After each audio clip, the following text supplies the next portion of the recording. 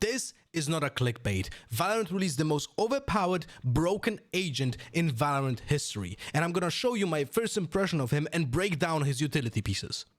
Today's episode is sponsored by Elgato. Go to elgato.com for the newest hardware for streamers. Tejo is not yet released, but I do have the early access from Valorant, so I was able to check him out on custom servers. I already did it for over 4 hours, and I consulted it with some of the VCT coaches with their opinions and to see if we get along. I actually was the most hype about Tejo, being that he's absolutely broken, and I think I convinced some of the VCT coaches to my opinion. So now, why do I think that he is so broken? Hot take in the meantime, the best Tejo will win Kickoff. He is gonna be available for VCT 2025 Kickoff tournament in a few days, and I think that the team that will have the best player on this agent will single-handedly make it possible for the team to get the champion title. It is incredible what this agent can give a team. If you want to understand very quickly what is Tejo, Tejo is an initiator that essentially combines the brute power of Breach with a little bit of the recon abilities from Sova, the suppression from KO, and also a very agile stun for yourself when you want to fight. He has everything, and he is so flexible that he is a perfect initiator to play not only for full executes but also to play by default. And this is why I think he's so broken, because he can be single-handedly adapting to the entire game plan and will always find value, will always get insane amount of pressure for the team. Doesn't matter if defense or attack, his utility pieces are insane. Let's start with this first one, the rockets. Tejo's first ability is called Guided Salvo. It's a signature ability with 40 seconds cooldown that sends out 1 to 2 missiles. And it doesn't matter how many missiles you send, it's always 40 seconds cooldown. So when you press E, it opens up a menu that is kind of like a brimstone, and it actually kind of looks like brimstone smokes. So that's what it does. It sends out brimstone smokes that have like this kind of range to the distance where you pointed it out and deals damage. So now the damage is very simple to understand because it deals 70 damage per tick. But sometimes it's a little bit lower if it's on the outer rim. But it's still lethal damage in 3 explosions. But not only that, it's one of the only utility pieces in the game that actually stacks the damage. If I use 2 rockets in the same spot, that will deal double the damage. That doesn't happen with nanoswarms. When you have 2 nanoswarms, they only deal 1 damage, and that's it. Snake bites also deal just 1 damage. They don't combine themselves. It's just the duration that gets extended because you don't put them at the same thing. But here, because both have separate explosions and separate timings, they deal double damage. So it's just nuts. When you know that someone is stuck in a corner, you're just essentially either killing him or forcing him out 100%. But the main reason why I think this utility piece is broken is because of its flexibility. To illustrate the flexibility and why I think this guy has so much value, we're going to talk about Abyss. Let's say a professional team is playing a 2-1-2 formation in a default approach from the attacker's perspective. Tejo goes into bottom mid over here, and with his 1 guided salvo that he's getting back in 40 seconds, will put one of his rockets on the B side, which will destroy any cipher traps, killjoy, whatever setups there is, right? So we can put it anywhere there, and then we're gonna put the tower rocket in a position that will not only help clearing that position if our 2 players are advancing from A main, but also will destroy the doors. All missiles away. So as you can see, we have achieved 4 different goals with 1 piece of utility. We created pressure on the B player because we most likely destroyed the Cypher utility there. We created pressure on the mid players and the tower player because we destroyed the vent doors, and if we combine that with a smoke on mid, now they don't know if we're in vents. And I also created pressure on the A tower for the players from A main to go forward towards the A side. And I'm getting this utility back in 40 seconds. Another example, let's play on bind. Now, the round starts and I can do 2 things. Either I can start with 1 rocket going toward market to destroy chamber traps or maybe cipher traps, and then the other one going into A short if I want to put a pressure when the A is being pushed fast. And now, at the beginning of the round, not only I destroy the potential traps, but I also help the defenders on A with a grenade that should never be there. It's crazy how much value you can get. Let's say also there's someone with me in hookah and we want to peek out aggressively with a flash. So now at the beginning of the round, I'm gonna use a double setup like this. So when we peek out with the flash, players don't have anywhere to go because they have to be out in the open or stuck in the zone of the explosions, and we just get easy kills. Like, it's insane what this can do and what can you just adjust and improvise with just this one piece of utility that you get back to in 40 seconds. But now let's show and execute with just the utility pieces from Tejo. This is how it ends. You'll all missiles away.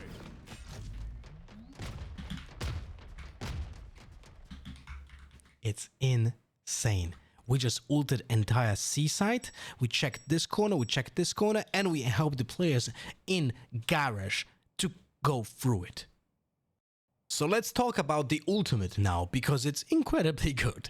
The ultimate is called Armageddon, a very fitting name, and I feel like I'm playing Heroes of Might and Magic again.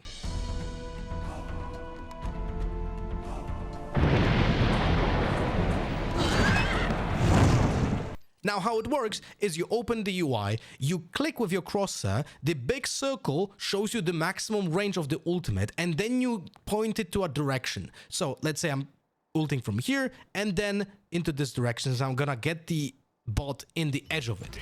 Now, this essentially kills the bot. It will get 240 damage. Sometimes it deals double it, and it's 480. I actually don't know why, but sometimes it's doubled. I think it's just because of the angle, how it works. But essentially, if someone is caught in this ultimate, he's dead. Now, sometimes you can run through the ultimate and not die. Remember that the ultimate, for me, will deal 1/3 of the damage. But, as you can see here, I got 59 damage, so essentially 180 damage to an opponent. Sometimes you can survive if you run through and you get dealt 120 damage, but in general, it's lethal. It's 8 Orber that is actually like a breach ult on steroids. It's not the same radius, but it just kills people. People cannot stand in that ultimate. But what's the funniest about this ultimate is you think that this ultimate has the range of this minimap, but it actually is not true, because you can aim it at the edge of the minimap and then point it outwards, and now you extended the range of this ultimate towards the rest that you didn't see, which matters actually in the games. Also, just look how this destroys those bots. They all have armor. They all have armor.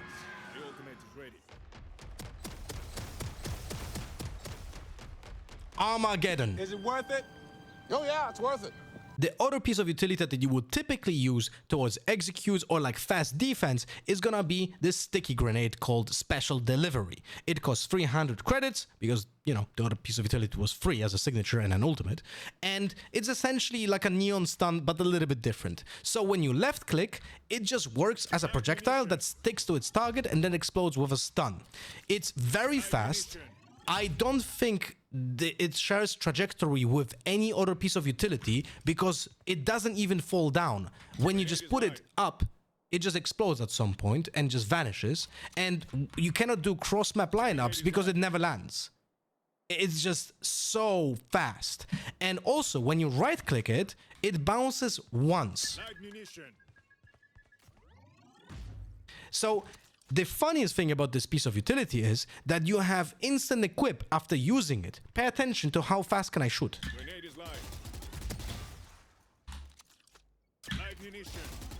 Even when the stun is very close, like here, I will get to shoot my gun before the stun will explode, which makes it an incredibly valuable piece of utility when you're on defense holding a choke point. You can use the stun and instantly be fighting against the opponents. The biggest problem with this utility is just actually equipping it, not using it. It's very good, and it's just a third best piece of this agent, or maybe even the fourth.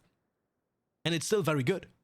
As an example, what we can do with the stun, we're gonna combine it with the signature ability to control tower and site. And now, without peeking, I'm also using the stun for the dice area. So I go forward and I cleared dice, tower, and the site with just 2 pieces of utility. Combine that with the smokes and it's a full execute with just this one agent. The last piece of utility is a drone that costs 300 credits and is the most boring piece of utility from his kit, but it's actually incredibly potent. So the drone is, you can just jump, run around, it is invisible, and when it explodes, it tags people like a Cypher essentially ult for 1 time, but then also suppresses the players for 8 seconds like a KO dagger. So it turns off every piece of util that a sentinel has or negates the usage of utility pieces for 8 seconds by the players tagged. Now it's important to know that it tags people in 360 angle, so you don't have to see the people to actually have an effect of them. You just have to draw a line from point A to B without an obstacle. Before it explodes, it actually jumps up a little bit over some specific covers, for example, right? So for example, if I go here and I don't see anyone, I can explode by jumping up, and now I can see the opponents because it jumped up during the explosion. I said the drone is invisible, but it becomes visible to the opponents once they're in range of the vision. So the bots who are outside of the range will not see it, but will hear it. You will hear the footsteps of the drone, but if you jump, well, then it's harder to understand where the drone is. So what's the verdict? Because in the intro I said it's not a clickbait. This is not a clickbait. He's broken. He's overpowered. He delivers everything that you want in an agent on a professional level, but also delivers a lot of qualities for a ranked player to solo queue for. He's a great initiator for the team. He can do full executes, but he can also play default and deliver value and pressure for both defense and offense at the same time. He is valuable in post plant because he gets utility that deals lethal damage every 40 seconds and doesn't require any lineups. His ultimate is essentially great for executes and for post plant, but also for stopping a potential execute. It's great for retakes too because it's such massive ultimate and it pushes away people from it. But then he also just delivers normal recon value with the drone. He can also get value with the suppression like KO. Like, this guy has everything. I'm telling you, the team who will have a great Tejo for kickoff will win the tournament because they will just steamroll the opponents. VCT players will complain. I don't know what's the opinion of the other content creators, but if they tell you that this agent is not broken, they are wrong. Since the rework of Jet, when she got 3 smokes, my accuracy when it comes to establishing power levels of the new agents is 100%. I told people Chamber's insane. People were calling me let's not say words, but I was being called not very smart by VCT players and VCT coaches who were telling me that Chamber is not playable at a pro level. Yeah, we all remember that. The same opinion about Yoru, the same opinion about Deadlock. I said she's unplayable, and she is. She's terrible. There's no reason for playing this agent. Every single new agent that I was having my hands on in early access, I had a good understanding of how the agent is being played. And I'm telling you, you need to play this agent to force essentially 3 RR points for yourself in ranked. And teams at VCT level who are not gonna use him, if he's in this state in any tournaments, they will be trolling. I hope you guys enjoyed the video. Leave, comments with your own thoughts. What do you guys think about the newest agent? Bye-bye.